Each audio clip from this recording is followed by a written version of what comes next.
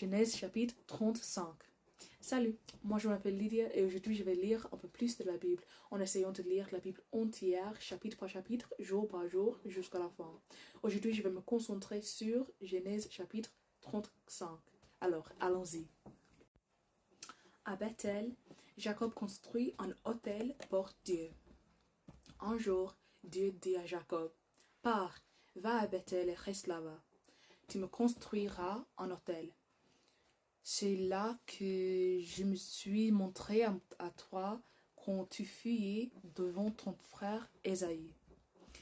Jacob dit à sa famille et à tous ceux qui l'accompagnent, enlevez les statues des dieux étrangers qui sont chez vous. Rendez-vous purs et changez de vêtements. Préparez-vous. Nous allons à Bethel. Là-bas, je vais construire un autel pour Dieu. En effet, c'est lui qui m'a répondu quand j'étais très malheureux.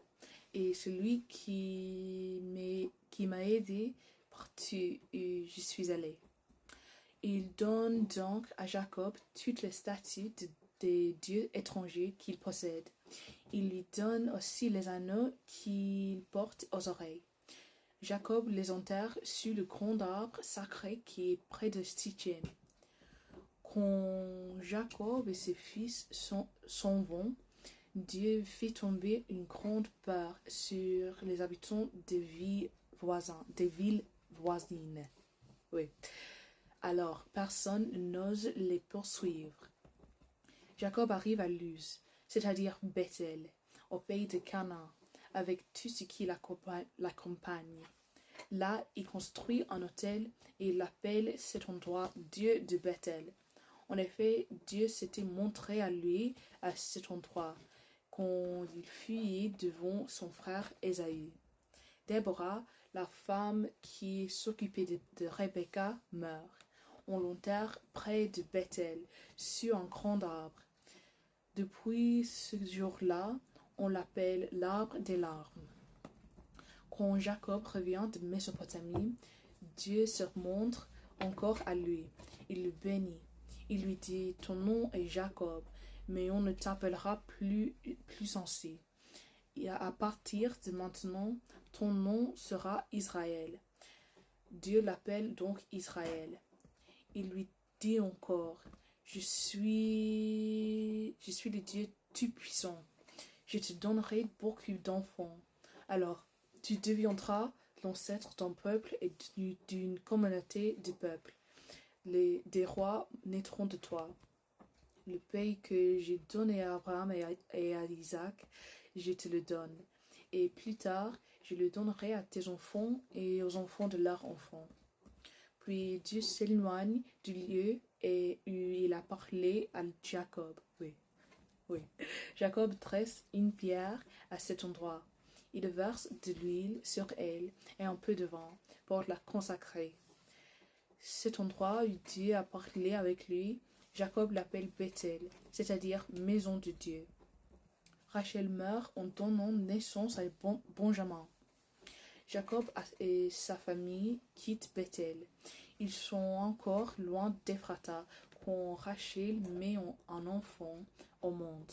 La naissance est pénible. Pendant que Rachel accouche difficilement, la sage-femme lui dit « N'aie pas peur, c'est encore un garçon. » Rachel est mourante. Au moment de mourir, elle appelle l'enfant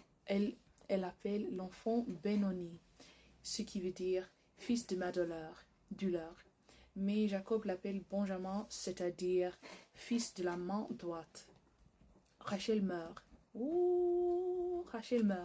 Et on l'enterre au bord de la route d'Ephrata, c'est-à-dire Bethléem. Jacob dresse une pierre sur sa tombe. C'est la pierre de la tombe de Rachel. Elle existe encore aujourd'hui. Ruben se conduit mal envers son père. Jacob part et il va dresser sa tente au-delà de Migdal-Éder. Pendant que Jacob habite cette région, Ruben couche avec Bila, femme du 12e rang de son père. Jacob l'apprend et il est très troublé. Jacob a eu 12 fils. les 12 fils de Jacob.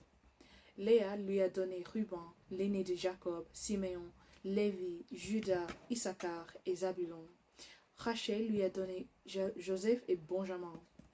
Bila, la servante de Rachel, lui a donné Dan et Nephtali. Zilpa, la servante de Léa, lui a donné Gad et Aser. Voilà les fils de Jacob qui sont nés en Mésopotamie. La mort d'Isaac. Jacob arrive chez son père Isaac à Mamré, près de Kiriat Arba. Cette ville s'appelle maintenant Hébron. Abraham et Isaac avaient habité là. Isaac a 180 ans, quand il meurt. Il rejoint donc ses ancêtres après une longue vieillesse. Ses fils Ésaü et Jacob l'enterrent.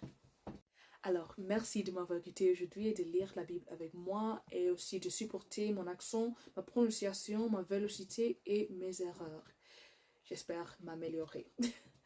De toute façon, merci et que Dieu vous bénisse beaucoup aujourd'hui et demain et j'espère vous voir demain. Salut!